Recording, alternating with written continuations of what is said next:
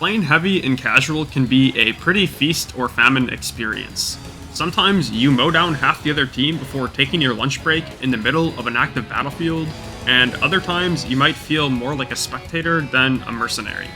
If you are new to TF2 or just playing heavy, you will likely find yourself experiencing the latter more often than not. I believe that the key to success as a heavy is honing your ability to position yourself. Through good positioning, you will find opportunities that are favorable for you and avoid situations that end up getting you killed. So, why positioning? How can that be the only key to success? Well, the reality is that heavy is just too slow and too big to reliably dodge damage, especially when your minigun is spun up. To put it simply, when you are playing as a heavy, you are too slow to pick your fights, and you are too fragile to just tank all damage coming your way.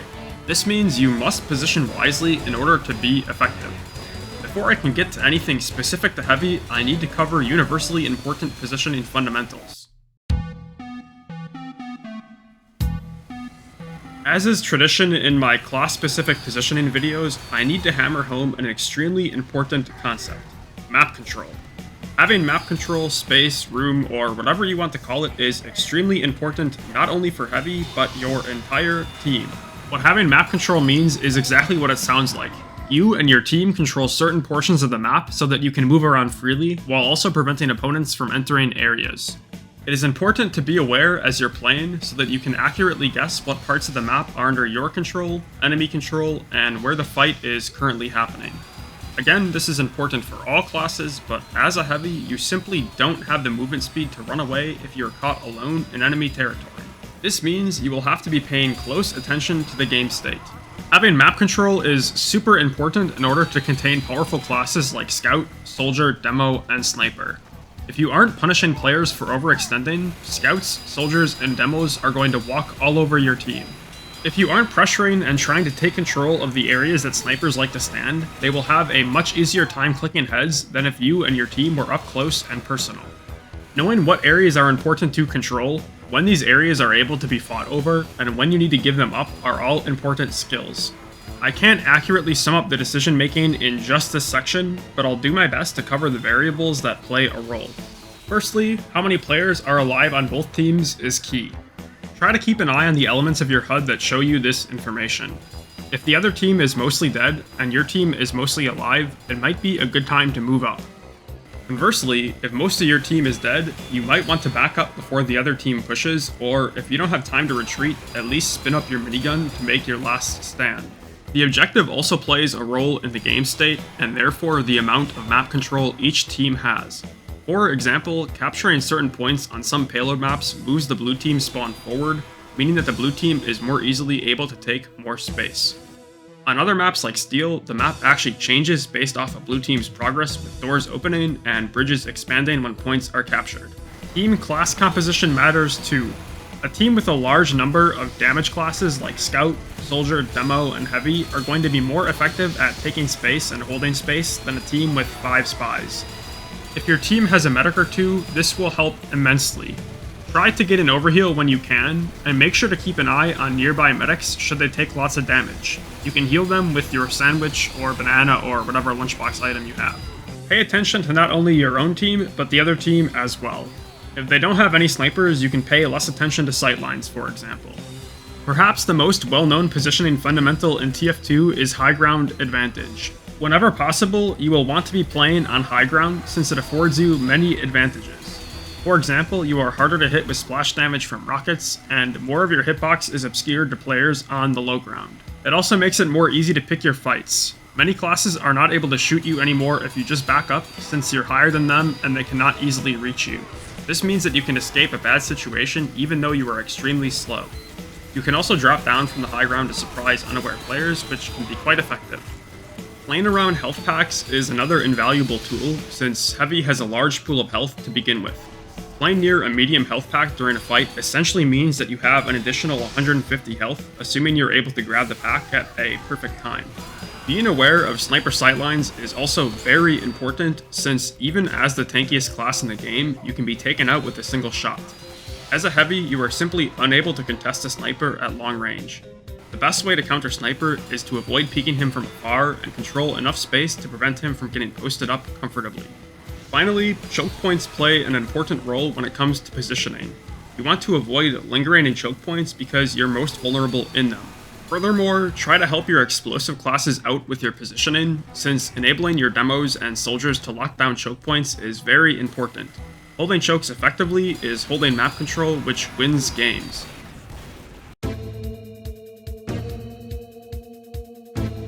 Okay, moving on to heavy specific advice. As a heavy, you are the king of close range fights because of your minigun's insane damage potential. There's just one pesky problem in your way: corners. Heavy needs line of sight to deal damage, and any class with a high damage single fire weapon can abuse this by shoulder peeking you during a fight.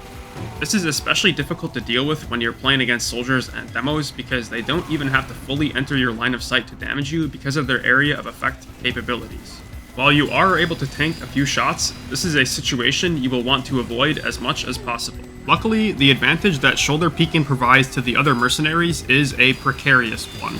Players who are sloppy with their peeks can still be hit for big damage, so you can hold your ground and win the fight if you're confident in your aim. This doesn't usually work versus really good players, however. Arguably the more effective way is to peek around the corner into your opponent. This situation is exactly what you want to see as a heavy, a close range enemy with no nearby cover. The end goal of your positioning is to be in this situation as much as possible without dying. Peeking into an opponent is advantageous for you as long as the player you're peeking does not have any cover, they are close enough for your minigun to be effective, and you are healthy enough to tank the damage they deal to you with their dying breaths. I will usually avoid peeking aggressively if I have 200 health or less, although in some situations I can't afford backing up to eat my sandwich. The reason I back up the second I hit 200 HP is because this is a threshold where you can be reliably two-shot by scouts, soldiers, and demos. Getting aggressive without enough health is usually not going to end well for you. Again, you are too slow to dodge damage, so being low health basically just means you die the next time you encounter an enemy. Anyways, corner peeking into players with no cover is the bread and butter of my heavy gameplay. These situations are beneficial for you because they are enabling you to get value out of your high DPS and health pool while limiting the enemy's counterplay. Just be careful peeking into a demo because he might have the corner trapped, or peeking into a scoped-in sniper. You can make this strategy even more effective by surprising your opponents with a peek. A player who is not expecting a heavy to turn a corner revved up will often die before they have a chance to even return any fire.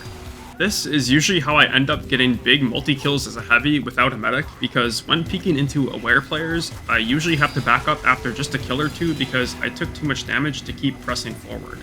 Here are a few tips for being as effective as possible with this aggressive peek strategy. If I'm corner peeking into multiple enemies, I try to peek just far enough to shoot one player, finish them off, then peek out further. This helps limit the damage I take without greatly reducing my damage output. If possible, try and get a buff before doing this because 450 health is better than 300. Also, try and time your peek as your team is causing a distraction for you. If you try to take fights completely alone, you are setting yourself up to getting focus fired by the enemy, but if your team is helping you out, you are more likely to live. It is not always best to aggressively peek. The main factor determining whether or not aggressive corner peeking is viable are the map geometry and the team compositions.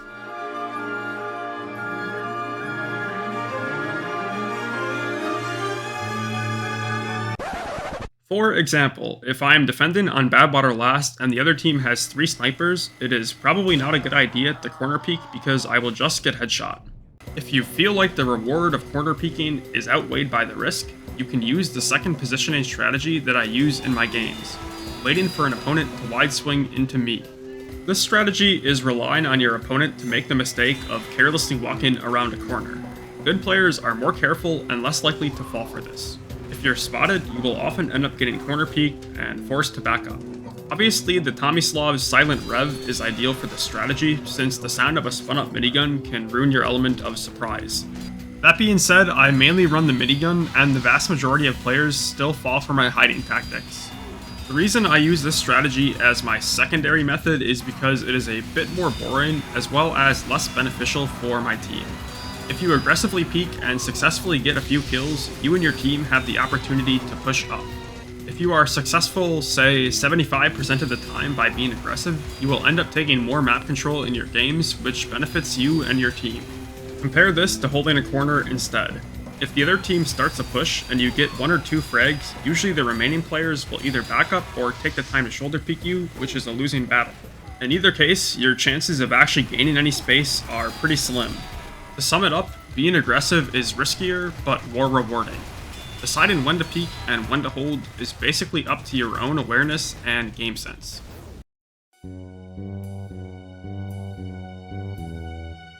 Another way you can put yourself into advantageous positions as a heavy is to use what are called head glitches. Despite their name, this is not an exploit. When Heavy fires his minigun, the bullets don't actually shoot from the gun, but from his eyes. This means that you can shoot over map geometry as long as you can see over it. The purpose of head glitching is to reduce the amount of your hitbox that is exposed to the enemy, making it difficult for them to damage you. This ability is not unique to the Heavy, but it is extra important because you are too slow to dodge most incoming damage, so your best bet is to try and prevent it with a head glitch. This tactic is most useful when combined with corner peeking or waiting for somebody to peek into you because it further limits your opponent's ability to fight back effectively. When you are peeking into an enemy with a head glitch and they are up close with no cover, they are just dead. Head glitches also make going for long-range spam slightly more viable. If you haven't noticed by now, Heavy likes to be up close. At long ranges, the minigun is only useful for finishing off weak enemies and dealing chip damage. Usually, it is not worth going for long-range spam like this because you are going to be taking more damage in the process, but if you're posted up on a head glitch, it can be more worth it. Just watch out for snipers since dealing 10 damage per second is not worth eating a headshot. The main time I find myself going for this type of spam is if my team is in a fight, but I am too far away to run an assist before the fight is over, so the best way I can help is to deal chip damage from afar. Not all of these head glitch spots are just a prop. You can use stairs and slopes for similar results. You can also use the payload cart to head glitch on most maps, and even friendly dispensers can work. Another small tech that can be helpful is crouching while posted up on a head glitch. By crouching, you are hiding more of your hitbox, so when you turn around to look for spy, make sure you crouch. Depending on the geometry, you can also achieve a similar result by moving up and down a ramp. One thing that makes Heavy unique is his minigun's spin-up mechanic. You cannot shoot until your minigun is spun up. If you didn't know, you can pre-spin up without firing by right-clicking, which is incredibly important. There is a hidden damage and accuracy debuff for the first second of being revved, so you will want to be starting your engagements fully spun up before you even start shooting. This makes the most obvious difference when fighting other heavies, but it is important for all matchups. Little inefficiencies add up over time, so the cost of eating one extra rocket because you decided to jump rev instead of corner peeking can cost you big time in the long run. The proliferation of jump revving everywhere because it is touted by other content creators as a cool heavy tech with no downsides is one of my biggest pet peeves. I won't name names, so you'll have to read between the lines, but it is easy to get away with jump revving around corners all the time when you play heavy with 1 or 2 medic mains queued with you at all times. When you are playing heavy with a decent medic pocketing you, farming noobs is incredibly easy, so it is no surprise that these players think that jump revving around corners willy-nilly is really good. Oh my god, if I use the Groot to get to the front lines and jump rev around this corner, it's half a second faster, so I can farm my Australian Tomislav even more! In actuality, jump revving has major downsides. Anytime you spin down your minigun, you are making yourself vulnerable, not only because of the spin up time, but also because of the 1 second hidden damage and accuracy debuff I just mentioned. Of course, this doesn't matter when you are permanently 450 health and your medic knows how to arrow tank, but if you're like me and are a I don't queue with the pocket medic 24/7 Andy, this will get you killed more often than not. In fact, I can't tell you how many overconfident heavies jump rev around a corner only to get shredded by my pre-revved minigun. Please, by all means, keep doing this, it's going great for me. I'm not saying to never jump rev, it's still a useful tactic. It's best used for quickly backing up when still keeping your gun ready, or getting to a corner revved slightly faster so you can corner peek it. If you're chasing a low health player, it can also be good if you're sure you can finish the player off before you take too much damage. If speed is of the essence, then jump revving is fine. The trade-off is that you are taking more damage to swing around the corner faster. Okay, jump rev rant over. If it wasn't already clear, being spun up and ready for your opponent is very important and can be the difference between winning and losing a fight. As a heavy, a good position when you are revved can often be a very bad position unrevved. There's no end-all be-all rule for when the best time to spin up your minigun is, but if you are spun up too early, you are moving slower than if you timed it perfectly, and if you're spun up too late, you are missing out on damage. Knowing when you should spin up is pretty much up to game sense, although you should err on the side of caution. If you find yourself frequently encountering enemies unrevved, you are not being cautious enough.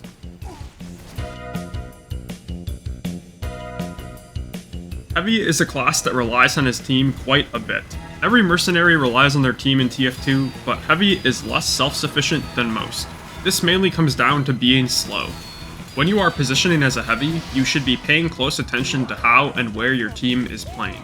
For example, if your team has a solid hold setup, anchoring yourself on the flank and just playing for area denial can be really strong. If a few opponents try to flank, you can melt them and then back up to eat your sandwich or banana. If the other team tries to stage a big push through the main door, you have effectively set up a crossfire, meaning the other team is getting shot at from multiple different angles. The risk with playing in this way is if your team baits you. In the context of TF2, if your team baits you, it just means that they didn't help you when you needed it, even though they could have. This happens a lot in casual, and since the Heavy is so committal due to how his minigun works, you are often unable to run away. The only real movement ability you have as a Heavy is damage surfing, which can absolutely save your life, but unlike other classes who can damage surf and still fight back, Heavy has to spin down his minigun in order to jump.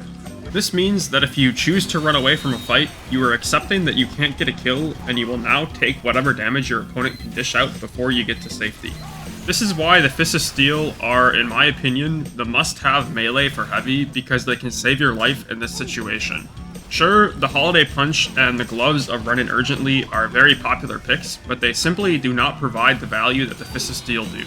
I'm going to avoid ranting more about this unlock because it should probably be its own video at some point, but for now, just know that they are fantastic in this running away scenario.